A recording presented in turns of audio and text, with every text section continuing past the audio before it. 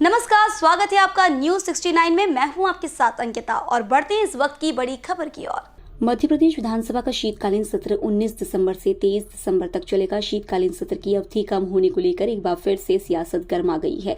विपक्ष ने आरोप लगाया है कि सत्ता पक्ष उन्हें बोलने का मौका नहीं दे रहा है, तो वहीं दूसरी ओर सत्ता पक्ष के विधायक का कहना है कि विपक्ष इस बात को कार्य मंत्रणा समिति में रखे। मध्य प्रदेश विधानसभा का शीतकालीन सत्र 19 दिसंबर से शुरू होने जा रहा है। यह सत्र 23 सितंबर तक चलेगा। मध्य प्रदेश विधानसभा का शीतकालीन सत्र 19 दिसंबर से शुरू होने जा रहा है और यह सत्र 23 दिसंबर तक चलेगा। इस बार भी विधानसभा के सत्र की अवधि कम दिनों की है। विधानसभा का मानसून सत्र भी कई कम दिनों का आहूत किया गया था। इसको लेकर सियासत गर्माते हुए नजर आ रही है। नेता प्रतिपक्ष डॉक्टर गोविंद सिंह ने आरोप लगाया है कि सरकार विपक्ष को दबाने का काम कर रही है। लगातार पत्र लिखता हूँ, बात कर रहा हूँ, लेकिन भारतीय जनता पार्टी अपने घोटालों में, भ्रष्टाचार में गले गले तक डूबी है। मुख्यमंत्री शिवराज सिंह जी इतने भयभीत हैं कि सत्र अगर चलेगा तो उनके कारनामे जनता के सामने आएंगे। इसलिए भय के कारण सत्र बहाना बनाकर सत्र नहीं चलने देते। प्रजातंत्र में पक्ष विपक्ष का सम्मान और भाईचारे के साथ सदन चलता है। प्रजातंत्र में कोई हमारी व्यक्तिगत दुश्मनी वैमनस्यता नहीं होती। हम एक दूसरे के सरकार को जगाने के लिए, सरकार की गलतियां बताने के लिए विपक्ष अपनी भूमिका निभाना चाहता है ताकि सुधरो। 4 लाख करोड़ का कर्जा लाद दिया, रोजाना करोड़ों रुपए इससे पार्टी के कार्यक्रम कराए जा रहे हैं। सरपंचों को बुला के लालच देके आदेश निकाल सकते थे।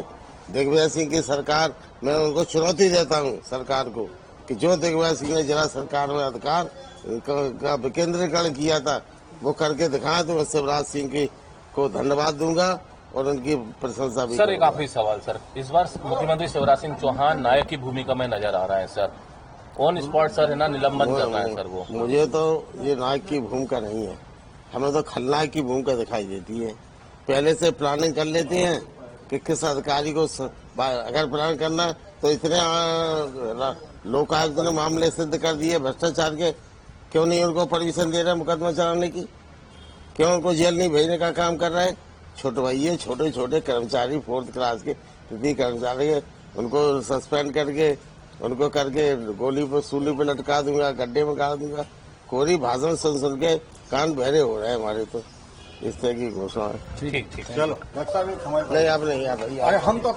वहीं इस मामले को लेकर विपक्ष के आरोपों पर सत्ता पक्ष के विधायक रामपाल सिंह ने कहा कि इस मामले को लेकर विपक्ष को कार्य मंत्रणा समिति के सामने अपना पक्ष रखना चाहिए। उन्होंने कहा कि मुख्यमंत्री शिवराज सिंह चौहान की सरकार में किसी भी व्यक्ति की आवाज को दबाया नहीं जाता है। को लेकर आरोप पत्र समिति का गठन किया है, जिसमें 180 पॉइंट वो तय कर चुके हैं कि इन मुद्दों पर जो है सरकार को घेरना है और इन मुद्दों पर जो है सरकार ने करप्शन किया है।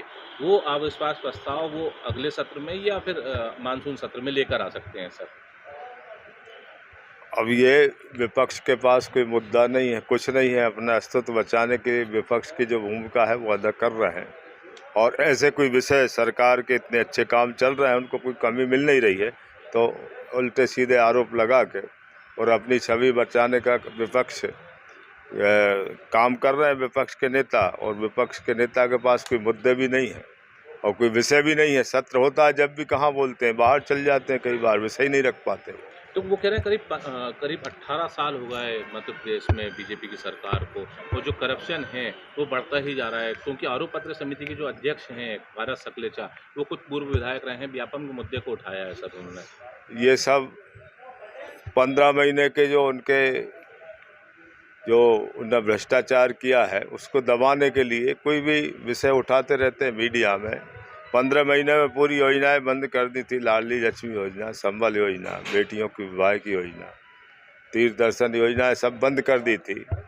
किसानों के लिए योजनाएं थी, किसानों के साथ धोखा किया, 2 लाख रुपए 10 दिन में माफ़ नहीं किए, बेरोजगारी भत्ता नहीं दिया और विश्वासघात मध्य प्रदेश की जनता से किया है। उसको दबाने के लिए, अस्तित्व बताने के लिए कोई भी किसी तरह की बात करते, लेकिन जनता जागरूक है। अब किसी तरह जनता इनके धोखे में आने वाली नहीं है। विधानसभा का सत्र इस बार फिर से छोटा अवधि का आ रहा है और विपक्ष बार बार कह रहा है कि सरकार अपनी मनमर्जी चला रही है सत्र की अवधि को लेकर। नियम प्रक्रिया के तहत विधानसभा सत्र चलता है। कार्यमंत्रणा समिति में विपक्ष के नेता भी, हमारे माननीय मुख्यमंत्री जी, नेता प्रतिपक्ष, माननीय विधायकगण, हमारे संसदीय कार्य मंत्री जी, ये सब माननीय विधानसभा अध्यक्ष जी के साथ मीटिंग होती है, वो तय करते हैं सत्र की अवधि, विषय, सब पे वो अपना निर्णय करते हैं। उस हिसाब से सत्र आहूत किया गया है, उसमें ये रख सकते हैं, बात कार्यमंत्रणा समिति में रख सकते हैं। पर लगता नहीं है सर कि ये 5 दिन का जो सत्र है, ये आम जनता से जुड़े हुए मुद्दे अपन उठा सकते हैं 5 दिन के सत्र में केवल सर? ये सत्र की समय अवधि के संबंध में अलग से माननीय विधानसभा अध्यक्ष जी, माननीय मुख्यमंत्री जी, नेता प्रतिपक्ष वो निर्णय करते हैं और उसी हिसाब से वो समय अवधि तय की जाती है। विषय भी तय हो जाते हैं कि कौन कौन से विषय पर चर्चा होगी, ये निर्णय उनका है। जी सर, एक बात और, बहरहाल विधानसभा सत्र के शुरू होने से एक पखवाड़े पहले से ही सियासत शुरू हो गई है। अब विपक्ष विधायक दल की बैठक में सरकार को घेरने की रणनीति बनाने में जुट गया है। दरअसल विधानसभा चुनाव से पहले कांग्रेस सदन से लेकर सड़क तक अपनी स्थिति मजबूत करने में जुट गई है। न्यूज़ 69 के लिए भोपाल से आदिल खान की रिपोर्ट। इस खबर पर आपकी क्या राय, हमें कमेंट सेक्शन में जरूर बताएं। तब तक के लिए धन्यवाद।